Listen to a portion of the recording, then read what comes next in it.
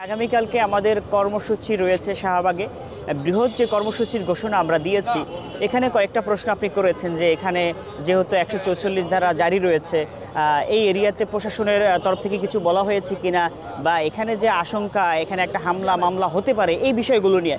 আসলে দেখেন, একটা বিষয় হলো আমরা তো আগেই মরে গেছি, যে মরে যায় তার বাঁচার কোনো কিছুই থাকে না। আমরা দীর্ঘ 54 বছর স্বাধীনতার পর থেকে আমরা মরে গিয়েছি, কারণ আমরা কোনো রকম সাহায্য সহযোগিতা পাই নাই। তো এরপর থেকে স্বাধীনতার পর থেকে যেহেতু আমরা কোনোভাবে সুযোগ সুবিধা পাচ্ছি না, তো এখন আর আমাদের বাঁচার তেমন একটা ইচ্ছাও নাই।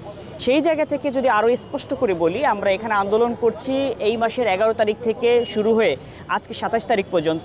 এবং প্রথম ধাপে ধাপে আন্দোলন শুরু হয়, ভোলাতে মানববন্ধন হয়, তারপরে পদযাত্রা শুরু হয়। ভোলা থেকে ঢাকায় 400 কিলোমিটার পায়ে হেঁটে এবং 4টা ছোট বড় নদী সাঁতরিয়ে ঢাকায় কিন্তু পৌঁছানো হয়েছে।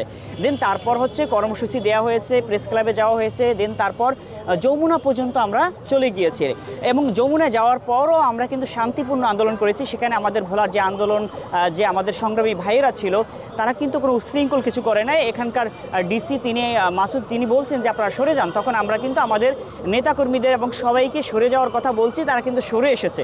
কোনো ধরনের উশৃঙ্খল কিছু করে নাই কিন্তু, অর্থাৎ রাষ্ট্রের আইনের প্রতি শ্রদ্ধা সম্মান জেনেই কিন্তু, সম্মান রেখে কিন্তু আমরা ওই রাজপথ ছেড়ে এসেছি।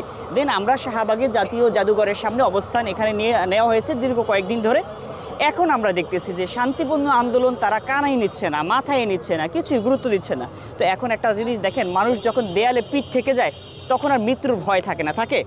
এখন আমাদের তো নদীপথে আস্তে আস্তে এমনিই আমরা মারা যাই। তো আমরা তো নদীপথে মারা যাই, চিকিৎসার অভাবে মারা যাই, ভোগান্তিতে মারা যাই, তাহলে আমার আর বেঁচে থাকার তো কোনো ইচ্ছাই নেই। এখন আন্দোলন করে সংগ্রাম করে 22 লক্ষ মানুষের জীবন সুন্দর এবং শান্তিতে রাখার জন্য যদি আমরা আমাদের জীবন দিয়ে দিতে পারি, আলহামদুলিল্লাহ।